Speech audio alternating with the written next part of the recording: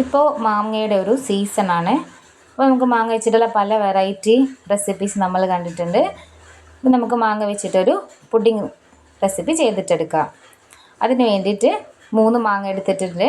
നന്നായി തൊലിയെല്ലാം കളഞ്ഞ് ചെറിയ കഷ്ണങ്ങളാക്കി അല്പം പഞ്ചസാരയോട് ചേർത്ത് നന്നായി അരച്ച് പേസ്റ്റ് ആക്കിയിട്ടെടുക്കാം. ഇനി ഇതിലേക്ക് 2 പാക്ക് ചൈന ഗ്രാസാണ് ആവശ്യമുള്ളത്. അത് ചെറിയ കഷ്ണങ്ങളാക്കി കട്ട് ചെയ്ത് അതിലേക്ക് 1 കപ്പ് വെള്ളത്തോടെ ചേർത്ത് സോക്ക് ചെയ്യാനായിട്ട് മാറ്റി വെക്കാം. ഇനി ഒരു പാനിലേക്ക് 2 പാക്ക് പാലെടുത്തിട്ടുണ്ട്. നമ്മൾ പുഡിങ്ങിന് എടുക്കുന്ന പാത്രം കറിക്കോ മറ്റോ ഉപയോഗിക്കുന്നതായിരിക്കരുത്.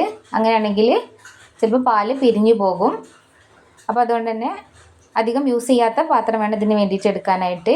ഇനി ഇതിലേക്ക് ഞാൻ 200 ഗ്രാം കണ്ടൻസ്ഡ് മിൽക്ക് ചേർത്ത് കൊടുക്കുന്നുണ്ട്. 1 നുള്ള് ഉപ്പൂടെ ചേർത്ത് കൊടുക്കുന്നുണ്ട്. ഇനി നന്നായിട്ട് ഇതൊന്ന് തിളപ്പിക്കാനായിട്ട് വെക്കാം. അതേസമയം നമുക്ക് മറ്റൊരടുപ്പിൽ നേരത്തെ സോക്ക് ചെയ്ത് വെച്ചിട്ടുള്ള ചൈന ഗ്രാസ് കൂടെ ഒന്ന് മെൽറ്റ് ചെയ്യിക്കാനായിട്ട് വെക്കാം. ഇനി നമുക്ക് പാലെടുത്ത് അടുപ്പിൽ വെച്ച് നന്നായിട്ട് തിളപ്പിക്കാൻ വെക്കാം.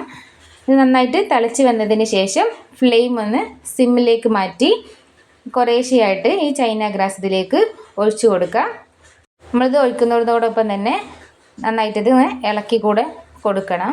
ചൈന ഗ്രാസ് ഒഴിച്ചതിന് ശേഷം ഇനി തിളപ്പിക്കേണ്ടതില്ല. ഇനി നമുക്കിത് ഫ്ലെയിം ഓഫ് ചെയ്തിട്ടെടുക്കാം. നമുക്കിതിൽ ചെറിയ തരികളൊക്കെ കാണും, പക്ഷേ നമുക്കത് അരിച്ചിട്ടാണ് നമ്മളിനി ഇതെടുക്കുക. അപ്പോൾ അതുകൊണ്ട് കുഴപ്പമില്ല. സമയത്ത് മധുരം നോക്കി ആവശ്യമാണെങ്കിൽ കുറച്ചുകൂടെ പഞ്ചസാര ചേർത്ത് കൊടുക്കാം. പുഡിങ്ങിന് അത്യാവശ്യം നല്ല മധുരം ഉണ്ടായിരിക്കണം, എങ്കിലേ തണുത്ത് കഴിയുമ്പോൾ ഭാഗത്ത് മധുരം ഉണ്ടാവുള്ളൂ. ഇനി നമ്മളിതൊന്ന് ചെറുതായിട്ടൊന്ന് ചൂടാറാനായിട്ട് മാറ്റി വെക്കാം. ഒരുപാട് ചൂടാറി പോവരുത്. ഇനി നമ്മൾ നേരത്തെ അരച്ച് വെച്ചിട്ടുള്ള മാങ്ങയുടെ പൾപ്പിലേക്ക് പാലിൻ്റെ മിക്സ് കുറച്ച് ചേർത്തൊന്ന് കട്ടയില്ലാതെ ഒന്ന് കലക്കിയിട്ടെടുക്കാം. ഇനി അത് നമുക്ക് ഈ പാലിലേക്ക് ഒഴിച്ചു കൊടുക്കാം. അങ്ങനെയാകുമ്പോൾ നമുക്ക് കട്ടയില്ലാതെ തന്നെ നമുക്കിത് കിട്ടും. ഇത് നന്നായിട്ടൊന്ന് മിക്സ് ചെയ്തതിന് ശേഷം നമുക്ക് ഏത് ട്രെയിലാണോ പുഡിംഗ് സെറ്റ് ചെയ്യുന്നത് അതിലേക്ക് ഇത് ഒഴിച്ചു കൊടുക്കാം.